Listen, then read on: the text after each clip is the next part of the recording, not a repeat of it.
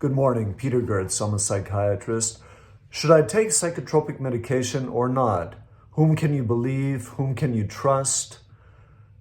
The short answer, in my opinion, is trust yourself, if at all possible. But that requires that you're adequately medically, psychiatrically stable. So not psychotic, not manic, not severely depressed, not cognitively impaired, etc. So if you're more or less in balance psychologically, then I would suggest that you consider trusting yourself. If you look on YouTube and check out videos, you can see videos that have a title, Psychotropic or Psychiatric Medication Ruined My Life, Psychiatric Medication Saved My Life, that type of thing. So you see a variety of videos with a variety of opinions and experiences. And medications, psychiatric medications at this point, seem to be, for a lot of people, an emotional issue. It's polarizing, apparently, that issue. Some people are very pro, some people are very anti. And to me, that seems unnecessary. And also, it seems not to make sense to me because medications are chemicals. So inherently, in my opinion, they're neutral. So they're not attached to any ideology.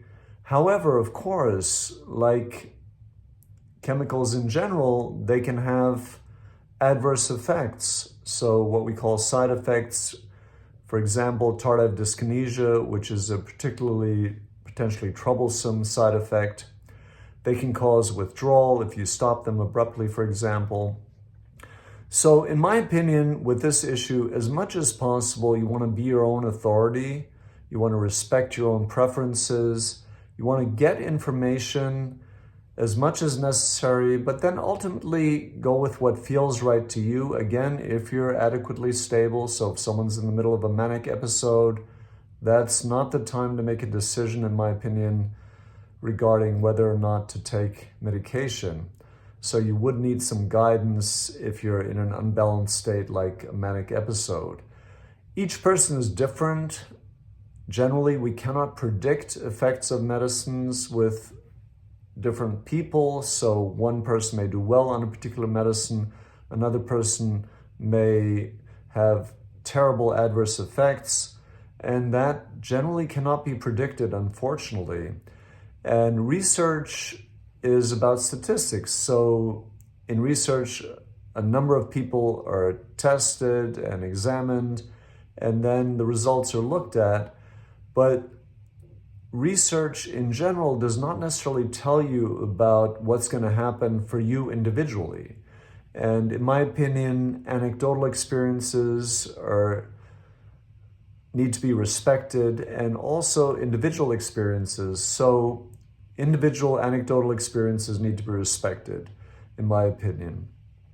They do not prove anything for the general population. So anecdotal individual experiences do not prove something statistically, of course, but they're very valuable because if one person can have a certain effect, that means something. Perhaps then another person can have a similar effect.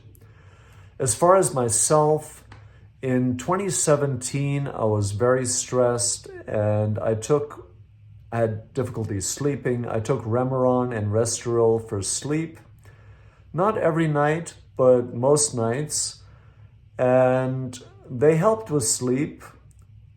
And I did feel somewhat different from usual. I didn't really like the feeling during the daytime when I took those the night before. So ultimately, after about 7 months, I stopped those two medicines, so Remeron and Restoril. And I did acupuncture, which helped a lot in me getting off those medicines. I did Qigong. My acupuncturist taught me Qigong. I did some Tai Chi. All that helped a lot, and I was able to stop the medicines. But I did notice after I stopped them, again, I had a lot of trouble sleeping, at least at times, not every night, but the acupuncture, the Qigong and Tai Chi helped in the long run. And to this day, I still do Qigong and Tai Chi daily. And to me, it is like natural Valium, like meditation. It helps me a lot.